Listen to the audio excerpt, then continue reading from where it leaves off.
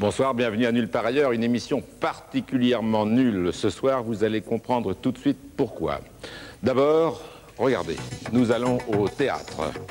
Et surprise, mais c'est Chantal Lauby, en compagnie de Daniel Prévost. Et quel titre! Vite, une femme. Tiens, justement, une femme, en voilà une. Charlotte de Turckheim, elle veut faire de la pub et c'est la cata, mais vous regarderez Bonaldi. Plus dingue encore, Monsieur le Duc aime tellement les trains qu'il s'est construit une vraie gare grandeur nature dans son salon. Un des nouveaux rendez-vous de Nulle part ailleurs, Sylvain Augier, que tu connais, traque les passionnés, des gens anonymes mais qui ont une vraie passion. On a déjà vu un monsieur qui veut à tout prix battre le record de durée la tête en bas en avion et qui pour ça s'entraîne. Il est venu sur ce plateau montrer comment il vit des heures durant la tête en bas. Et aujourd'hui, je crois, Sylvain, que vous avez découvert un cheminot raté. Un cheminot raté, voilà. Depuis tout petit, il rêve de train. Depuis qu'il a 3 ans, il habitait rue de la Gare, il est né rue de la Gare. Et il y avait la gare qui était au bout de la rue. Alors il pensait qu'à une chose, c'était voir ses trains. Il voulait devenir cheminot. Et puis il n'a pas pu. Il a fallu qu'il suive son père dans la menuiserie. Il est donc menuisier charpentier. En Vendée. Voilà, c'est à Saint-Hilaire-de-Châléon, près de Nantes.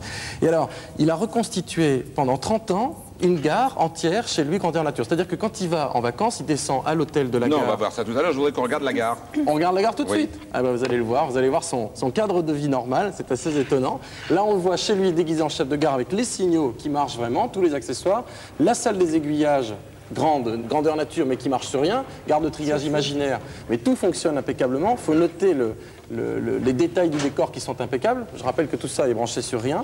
Il est tout le temps chef de gare dans la journée, et tous les détails y sont. Par exemple, le bureau du chef de gare, son bureau, qui est reconstitué morceau par morceau, et ça lui permet même, vous voyez, de jouer à la marchande. Monsieur, vous désirez, monsieur? Un ticket pour mon s'il vous plaît.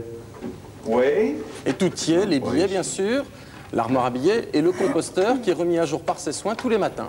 Alors, 14,50 s'il vous plaît. Monsieur le Duc, bonjour. Quel âge avez-vous? 59 ans. Et à quel âge vous avez entrepris de construire cette gare? Oh, bah, il y a 10 ans. 10 ans. 10 ans, mais enfin, disons que ça fait 20 ans que je commence à collectionner le matériel ferroviaire. Mais vous les piquez ou bien on vous les donne? Ben, au début, on me les a donnés parce que il a fallu faire fêter les 100 ans de la ligne Nantes-Pornic. Oui. Alors, il a fallu que je me débrouille à récupérer du matériel pour faire une exposition rétrospective. D'accord, mais vous n'aviez pas, il n'avait pas pensé à la SNCF que vous en feriez une vraie gare? Ah non, pas du tout. Alors, le matériel m'est resté parce que c'était du matériel périmé ou du matériel restauré. Mais vous n'avez pas envisagé d'être cheminot quand même un jour? Ah, c'était mon rêve. Non, mais ensuite, j'ai bien compris, vous n'avez pas été... Mais plutôt que de vivre dans une fausse gare comme ça. Ah, bah oui, mais malheureusement, j'ai perdu mon père. Moi, j'avais 19 ans. J'étais l'aîné de 4. Donc, il a fallu que rester pour élever les autres. Voilà, c'est pour ça que les veuves d'artisans ne touchaient rien. C'est pour ça que vous êtes menuisier. Oui, je vais condamné à rester là. C'est vrai ce que disait Sylvain, le composteur, tous les matins, vous allez le mettre à la vraie date? Ah, le composteur, il est tous les jours, tous les matins. Oui. Et les timbres à date de différentes gares que j'ai également, qui m'ont été donnés. Mais le fait qu'il n'y ait pas de voyageurs, pas de train qui passe, ça doit vous frustrer. Ah, ne vous inquiétez pas, mais j'ai tous les jours, j'ai quelqu'un qui vient. Tous les jours, je donne des tickets. J'en ai même là dans ma poche. Parce qu'ils savent qu'il faut passer, montrez-moi un ticket, un vrai, là. Attendez, un vrai, vrai. Et les gens viennent gentiment comme ça parce qu'ils savent que ça vous fait plaisir. Ouais. Et tenez, on va regarder encore d'autres images que Sylvain a ramenées, qui m'ont quand même fait quelque chose.